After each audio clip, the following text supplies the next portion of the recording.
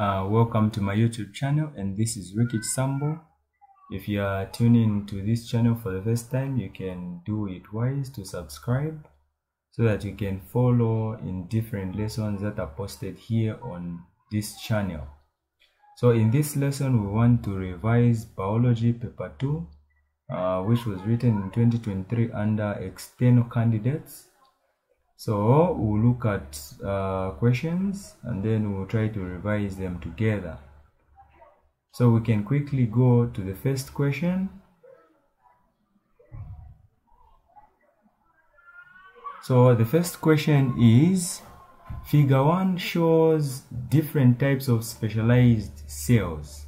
So when you look at the word specialized cells, we are saying that these are cells that perform a specific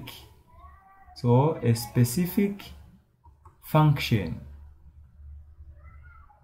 So it can be in we say animals, or plants. So both plants and animals, they have specialized cells which performs specific functions. So now here we've been given different types of specialized cells. So the first one is A, and then B, and then we have C. So we have to look at these specialized cells very carefully. So the first one is identify cells A, B, and C. So the first thing is you identify the first one, A. What is A? What is B? What is C? So without wasting much of the time, we are saying that this is a motor neuron. So this is a motor neuron. You don't have to waste time. So motor neuron. Okay, so the second one obviously, that is root hair cell. And then let us look at the third one. So when you look at the third one, you should look very carefully. So meaning that here we have 3. So this is the first one, the second one, and then that is the third one. Meaning that the cell that we have to identify here, it should be written as plural. So meaning identify cells. So we are on C.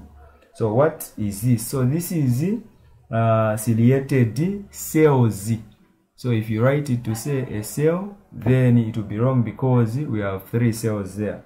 So it is ciliated cells.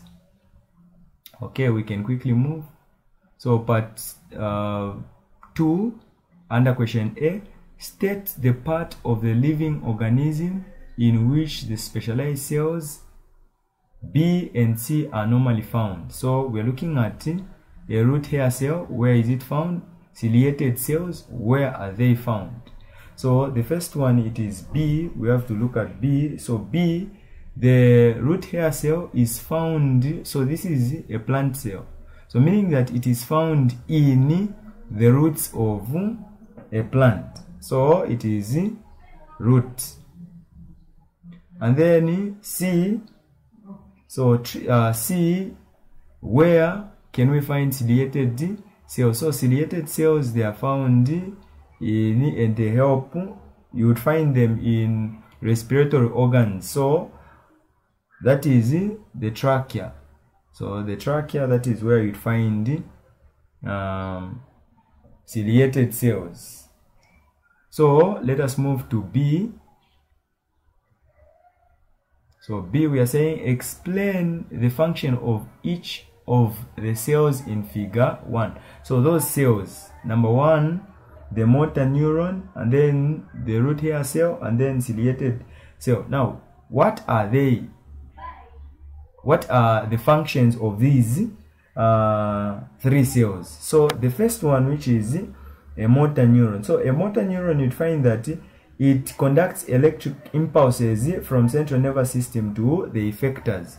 So meaning that the central nervous system also plays an important role in knowing the motor neurons. So you'd find that when explaining, the central nervous system shouldn't miss in an explanation. So we are saying that it conduct electric impulse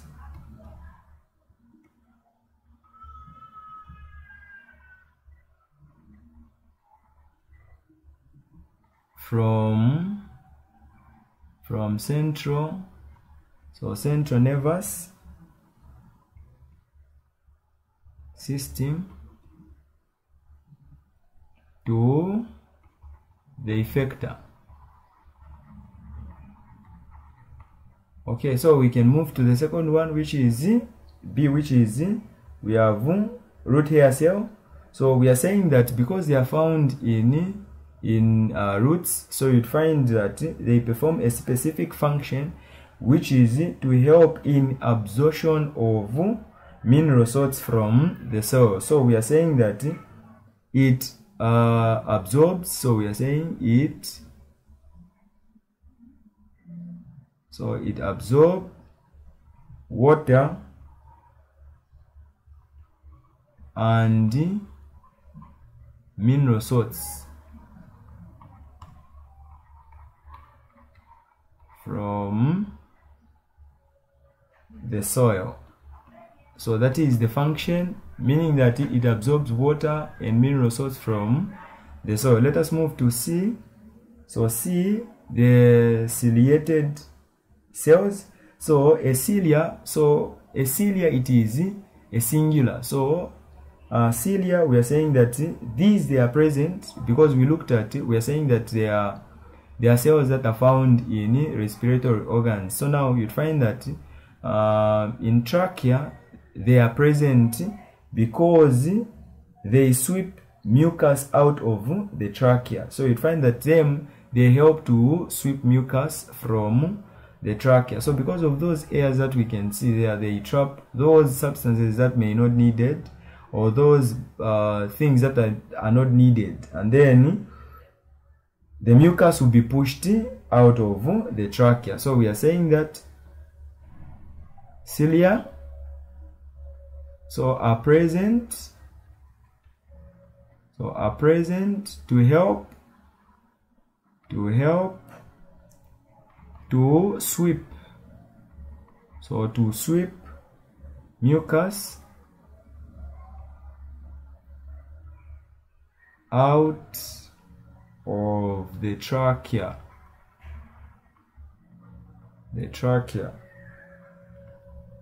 Okay, so we can quickly move to the next question. So we are done with question 1. Let us move to question 2. So question 2 says, or reads, figure 2 represents a rhizopus. So rhizopus growing on bread. So when you identify this is a rhizopus, so you can look at so we have G, so we've been given to identify obviously G, and then we have E, and then we have F there. So we can identify the parts labeled E, F, and G. So we want to identify these parts. So when you look at them very carefully, so E, so the first one is E here. So E, what is E? So E, we are saying that this is spongia.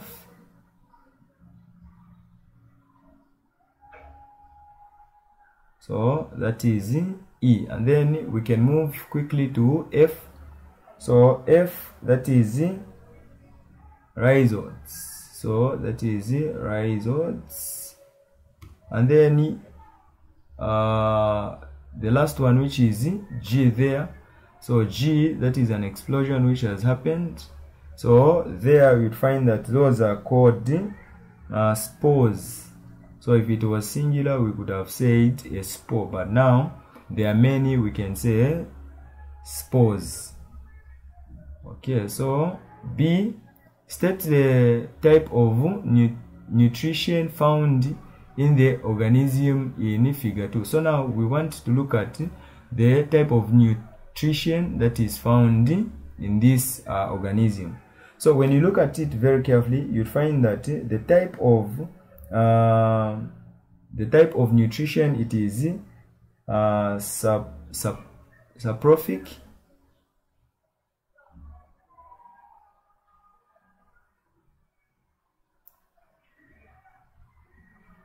So saprophic nutrition. Okay, let us move quickly.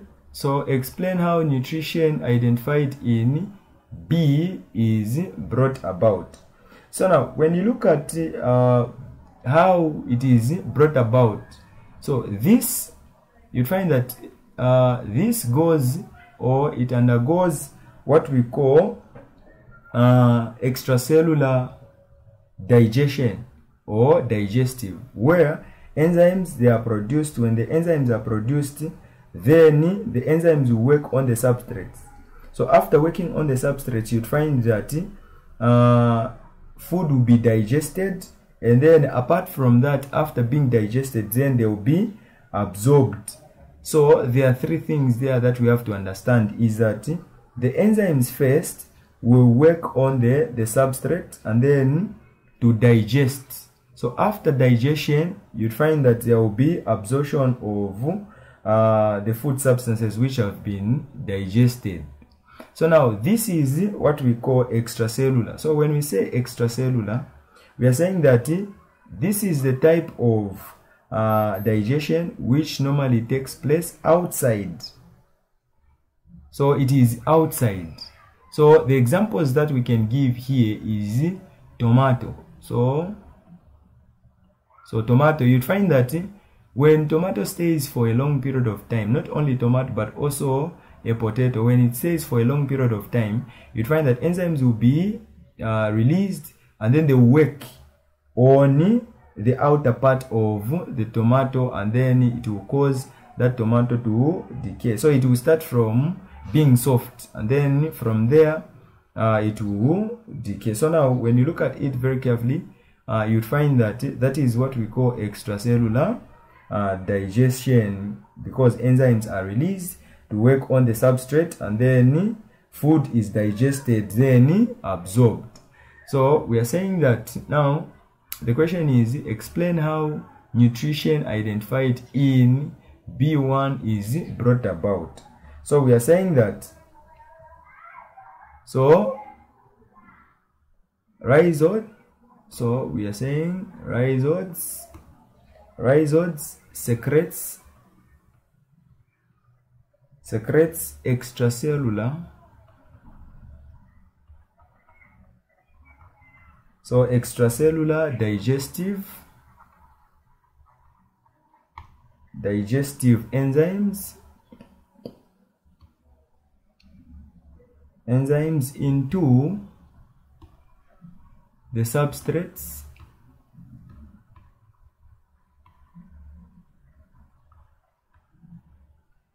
to digest, so to digest food which is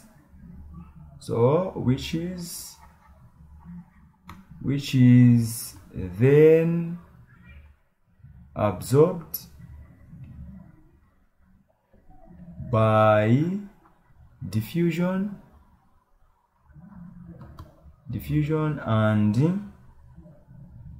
and active transport.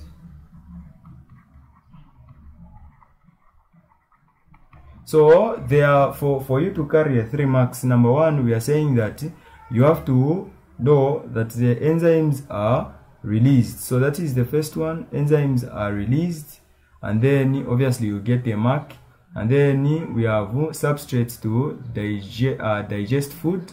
Obviously you're going to get a mark, and then the process which is involved, you are going to get a mark there. So make sure you follow these steps that we are looking at. So when let us look at the diagram. So we are saying that when these which are known as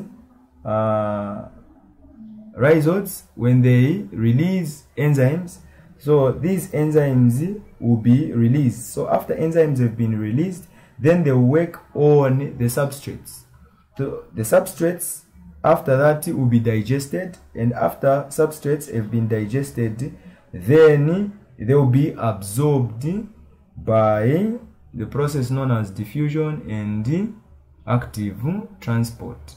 So describe the importance of nutrition in the rhizopass to the environment. So we are looking at the environment there. So this is the keyword, which is the environment. So how rhizopass work on the environment. So number one thing that you have to understand is that nutrients are recycled. So nutrients are recycled. Now, how can these be recycled, and what are those? So now when you look at example, we can give an example of a dead matter. So a dead matter. So now you'd find that a dead matter, when it starts to decay or to decompose, you'd find that number one, amino acids. So amino acid and carbon will be produced. So when we talk of amino acids, then we are looking at the gas known as nitrogen. So nitrogen there will be produced or will be involved. So now you find that there will be emission of nitrogen in the soil. So it can be emitted in the soil when a dead matter starts to what, or a matter starts to decay or to decompose. Then nitrogen will be produced and also carbon will be produced. Now you'd find that these two, carbon and nitrogen, they are used to make the soil fertile. So to make the soil fertile, so the soil will become fertile. So you'd find that if at all a dead dog is buried, so we have a dog which is buried. So after decay, you'd find that then that soil, the soil will become fertile. Why? Because of carbon and nitrogen, which will be there and which will be released in the soil. So to describe, we are saying that number one, there is to recycle nutrients. So nutrients such as carbon, not only carbon but also nitrogen, making the soil fertile,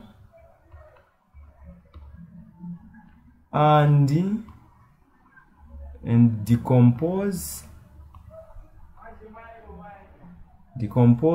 dead organic matter.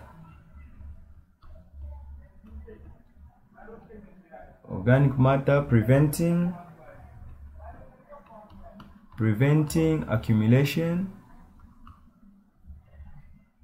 So preventing accumulation of dead bodies. So we've combined two. So number one, you'd find that these dead bodies will decay. So after decaying, you'd find that they're going to add fertility to the soil. So that is the importance of rhizopass to the environment.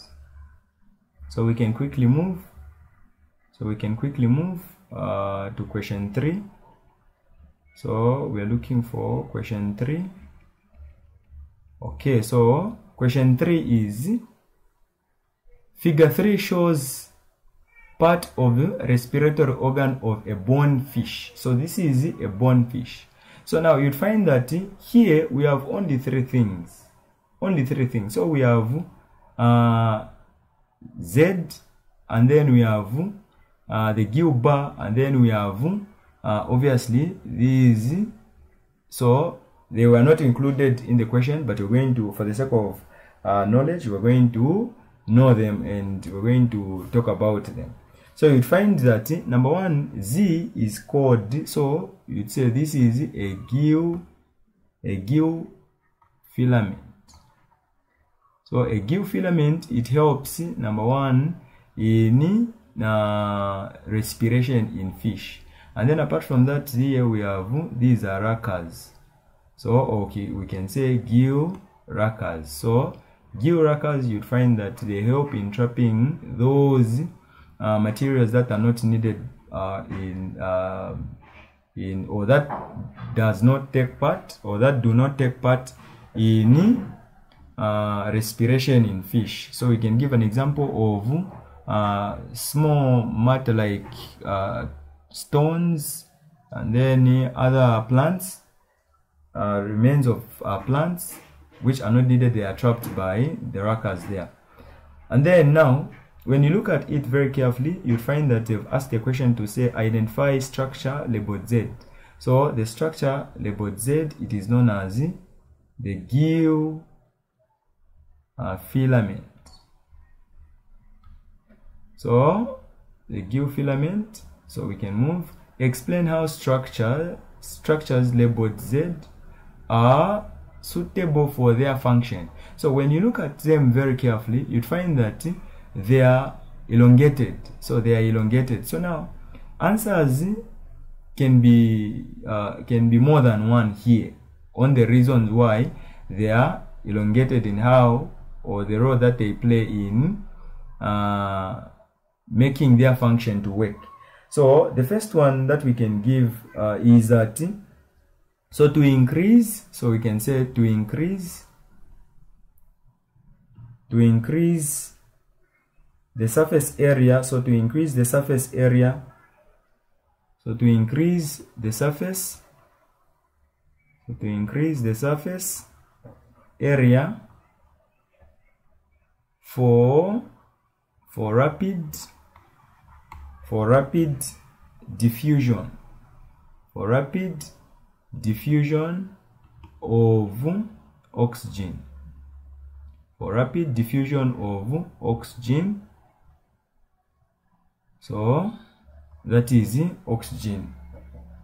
And then you can also add to say, because we are looking at two gases there, so we are looking at oxygen and carbon dioxide. So meaning that if this is a fish, so if this is a fish, and then we have the gills, so you find that when water enters through the mouth of the fish, and then they will leave through the gills. So you'd find that oxygen here, oxygen will enter together with water, and then oxygen will be trapped, and then here we're going to have carbon dioxide which will be released.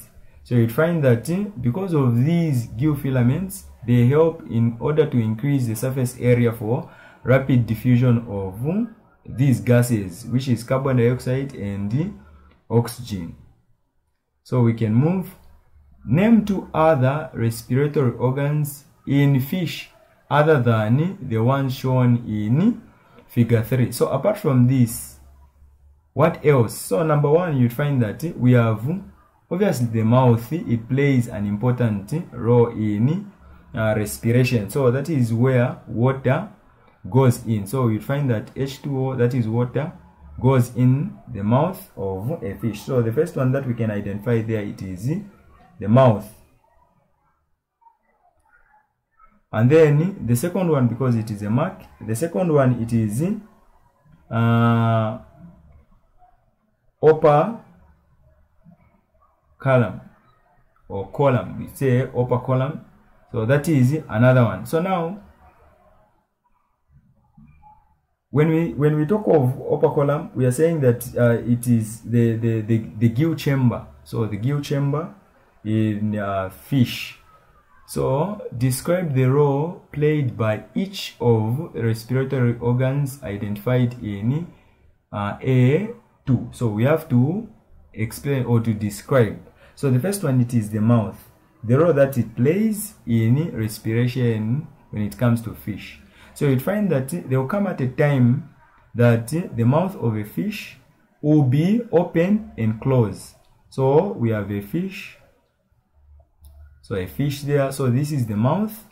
So you find that when the mouth is open, water will go in, and then water will leave through the gills when the mouth is closed.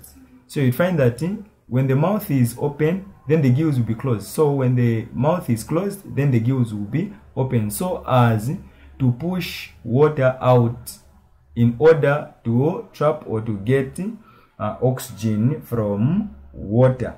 So we are saying that mouth, so mouth opens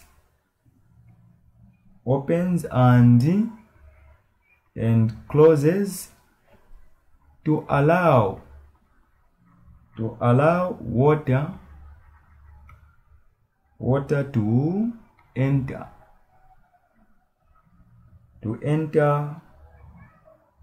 enter flow of the mouth, to enter through the mouth, to enter. So we are saying that mouth opens and closes to allow water to enter. Flow of the mouth, so we can say flow of the mouth. Flow of the mouth is lowered or raised in order to reduce and increase pressure. So that is the first one. Now let us look at the second one, which is upper column. So we are saying that in upper column we are saying, so upper column. So in other ways we can say the gill chamber. So the gill chamber. So the gill chamber, you'll find that it opens and closes to allow, so to allow water to stay or leave the upper column, which is upper column cavity. So that is on question B. So let us move to question C. Which respiratory organ in human plays the same role as structure Z in a bone fish? So the same role that, now we are looking at the gill filament. So the gill filament, the function is, number one, it is to create enough surface area for diffusion of what? Of air, which is carbon dioxide and oxygen. To be specifically, that is oxygen. And then the question is obviously 1 mark here, so we just have to identify those parts that helps or that plays the same role as structure Z in fish. So when you look at it, you find that the answer is the alveolus, or you can say lung if you want. So you can say lung, still they can add a mark there. So we can move to question 4. So question 4 shows, so figure 4 shows the relationship between blood, tissue fluid, cells and lymph. So we have the structure given here. So we have blood, which is entering, and then we have cells here, and then we have lymph, which is going out, and then they've asked to say this, what do we call this, and it is labeled by you. And then when you see here, you find that there are substances which are entering the middle part of the figure given, and then that is labeled by S. And then we have an exit there which is labeled by T, and then we have the fluid which is the tissue fluid. So the question now, let us go to the question. So we've started the diagram, I think so. So identify structures U and T. So we have to understand the structures U and T. So the first one is U. So U is lymphatic vessel. So U it is lymphatic vessel. So from the word itself here, so we have a lymph there. So that is lymphatic vessel. So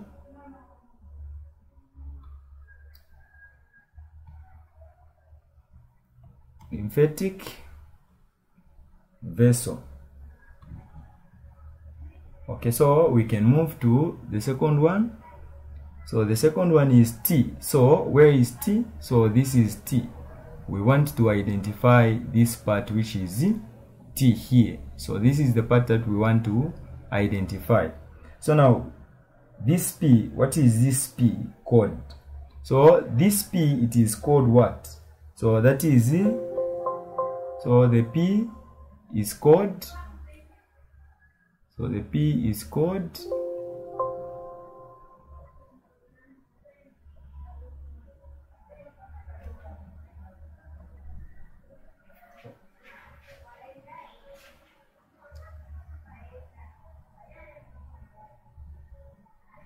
okay, so P, we are saying that this is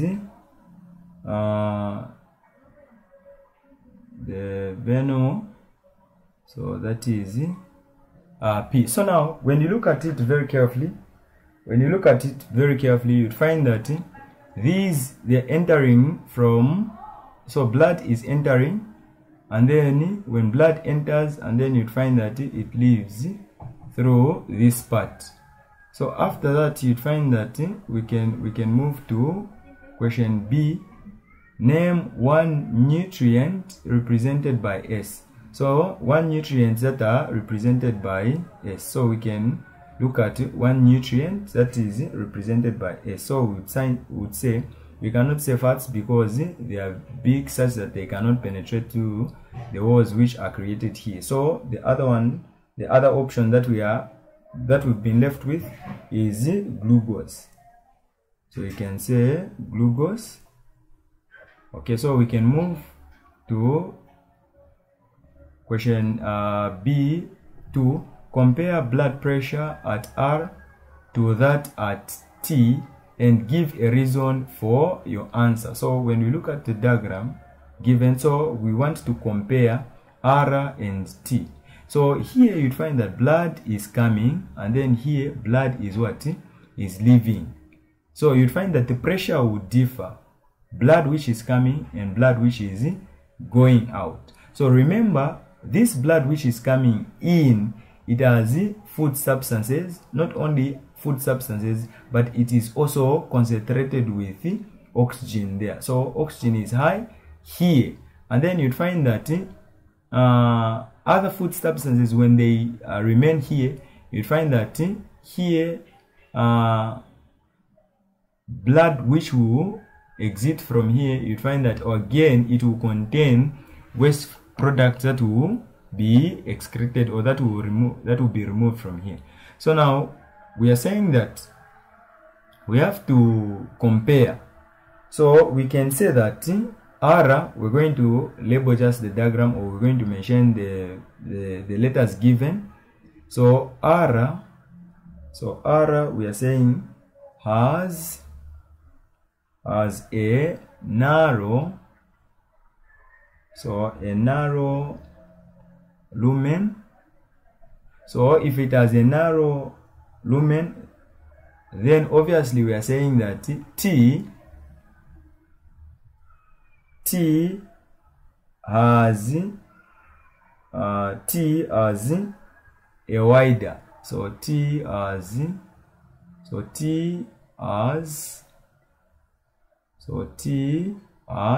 a wider. Now before that, let us compare. So let us compare I've just realized that we are answering the reason there. So let us compare. So we are saying that blood pressure at R is higher while blood pressure at T is lower, because of the explanation that I had given earlier. So now let us move to the reasons. So we are saying that R has a narrow lumen, while T has a wider, so as a wider lumen. This creates high pressure in the capillaries,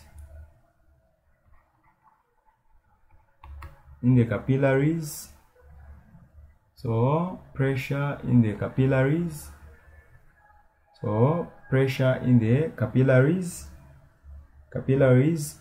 which allows nutrients to filter out as tissue fluid. Okay, so we can move. So explain the role of structure U in relation to circulatory system. So U, one that is lymphatic.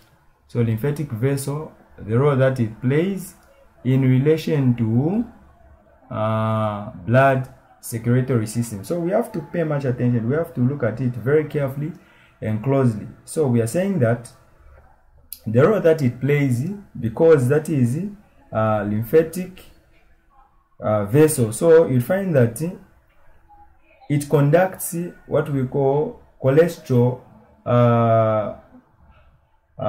fats and acids, which we can find in alimentary canal, and maintain the fluid balance in the body. So that is the reason, or that is where we can compare it, or in relation with blood circulatory system. So we can write to say its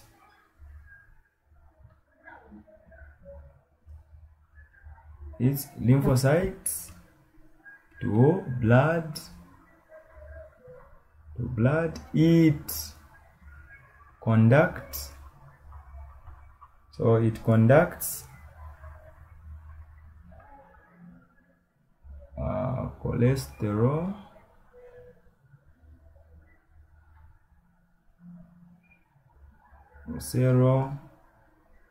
and fatty acid from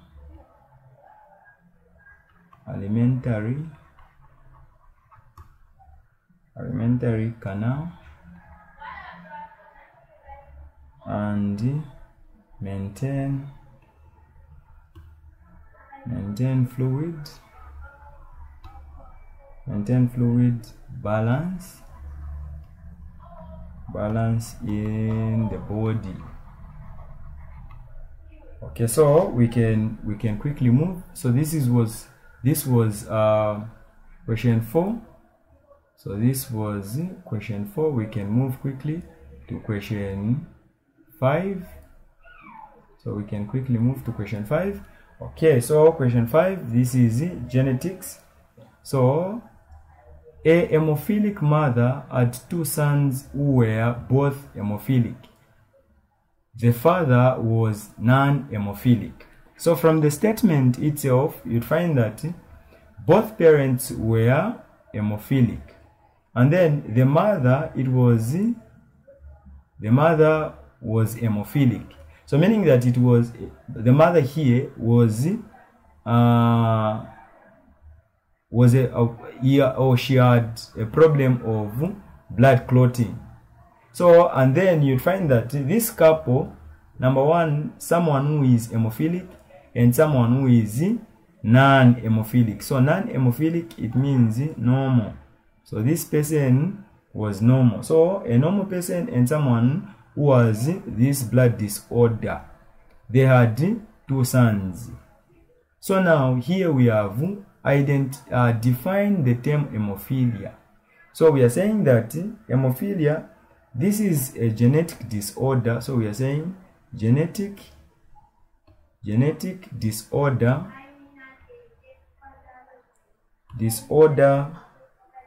So genetic disorder where, or we can say genetic disorder in which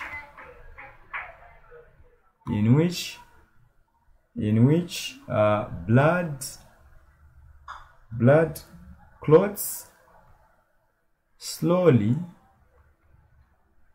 or not at all, due to lack. So we are saying due to lack of 2 factors. So due to lack of 2 factors. So these factors, or we can say due to lack of clotting proteins. So we'd say clotting proteins. So proteins, so known as factor 8. So we have factor 8 and factor 9. So these are very important because are the ones that supports blood clotting. So this is a genetic disorder, we would say a genetic disease. So it can be inherited from the mother to the children to the kids. So you'd find that this can be passed on from one generation to another. So other genetic disorders that we have, that is number one, color blindness. It is a genetic disorder. Apart from that, we have Down syndrome. It is another blood disorder. And then apart from that, you'd find that albinism also, it is a blood disorder. We are saying that, so using letters H, which is H, small letter, and then we have capital letter. So small letter H and capital letter H. So capital letter, so this we have X because we've been given X. So we are saying X. So meaning that this is hemophilic. This is hemophilic. And then when we say, so this is normal. So this is normal, meaning that we have both parents. Number one who had hemophilia and the other one was normal. So we are looking at the father now. So using letters X raised to H, which is small, this is hemophilic, and then this is normal, which is here, this is normal. Write down the genotype of the father. So we are looking at the genotype of the father. Now, we are saying that a man or male, it goes, so X, Y, that is for a male, and then female, X, X. So XX is for female. So in an event that you find that a male sex cell carries these two. So we have, so a male sex cell carries X and Y chromosomes, and then you find that here we have XX. So meaning that if they fuse in, they are going to give, each one will release 1. So meaning that if this one releases X and then this one releases also an X there, you find that a girl child is born. So we have a girl who is born. And then you find that if Y is released and then it meets with X, then obviously a boy is what? So it is 50-50 here. Now we are saying that, let us go back to the question to say write down the genotypes of the father. So we are saying that the father, it is X. Remember the father was normal.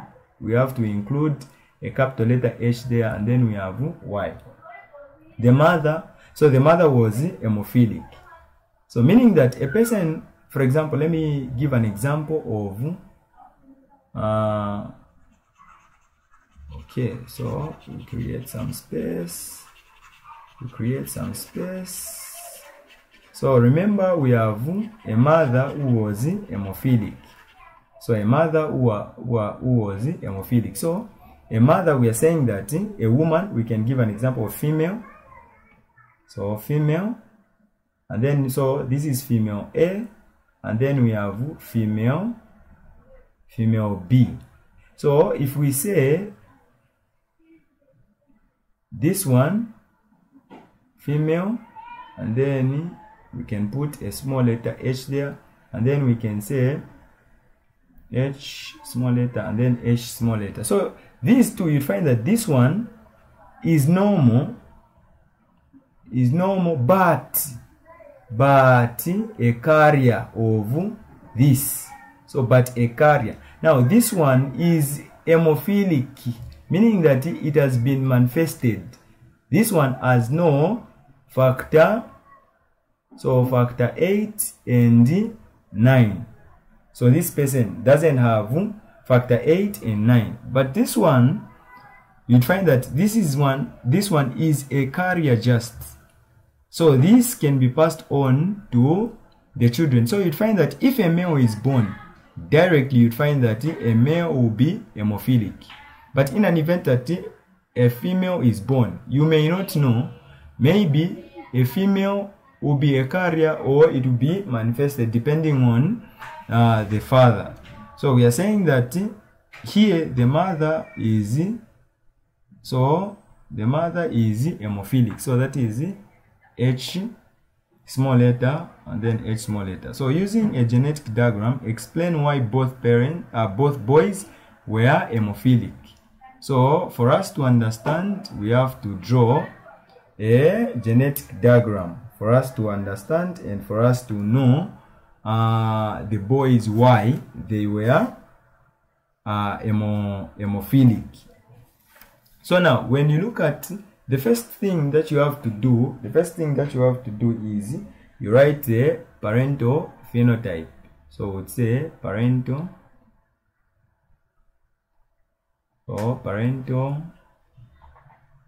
phenotype. So parental phenotype, we are saying that number one, we can say hemophilic female. So hemophilic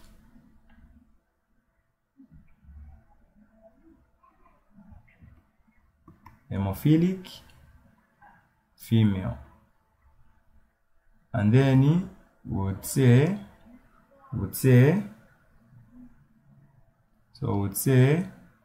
normal male. Okay, so apart from that, we can move further and say parental. So we'll say parental genotype. So genotype. So this is the second step. So parental genotype would say the female, we say that this one is hemophilic, and then we move to male, which is, so the male was a normal. So okay, so we can move to the third step, which is the gametes. So which is the gametes. So we separate them. So the gametes are separated at stage 3. So we would say, okay, so we have that one and we have another And then here again we can separate them to say we have H and then we have Y there. So after that, you'd find that now the offsprings will be made. So the offsprings will be made. So we can write offsprings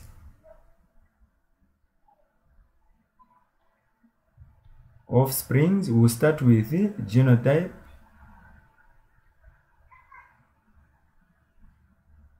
Okay, so we would say, so this one will go with that one.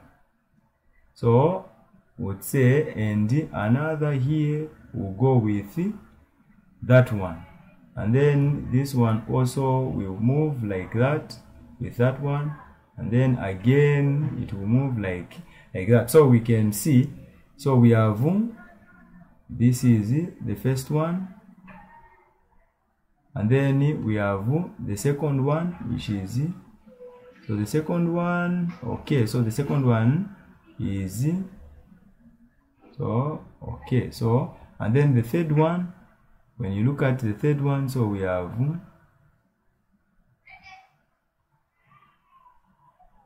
and then we have the last one, so we have the last one, okay. So if you can observe here, you'd find that these, they are female, so 2 girls and 2 boys. So 2 girls and 2 boys there. So not only that, even, so this is, you add F1 here, which is the first generation. So it is representing the first generation. So again, we can say the first generation offspring, which is the phenotype now. The phenotype. So meaning the first one, it is normal. So this is normal hemophilic. So normal hemophilic. So normal hemophilic, that is female. And then the other one, it is hemophilic.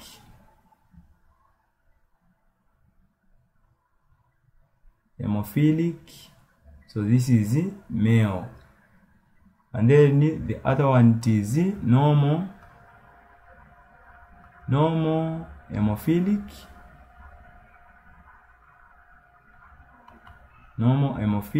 female.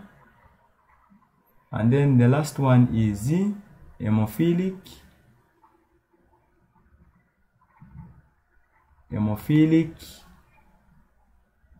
male. So when you look at it very carefully, you'd find that the girls, these girls, so they were normal, free from hemophilia, but they were carriers, meaning that this hemophilia would be passed on to their kids or the kids. So this is, you'd find that it will manifest itself in the second generation, where if they get married and then they start to bear children, so you find that they have hemophilic children. So now we can look at it very carefully and say why both sons. So we are saying that both, so we can write both sons inherited X from the mother, and Y from the father. This made them hemophilic. So that was the problem which was seen there. So that was the problem which was seen there.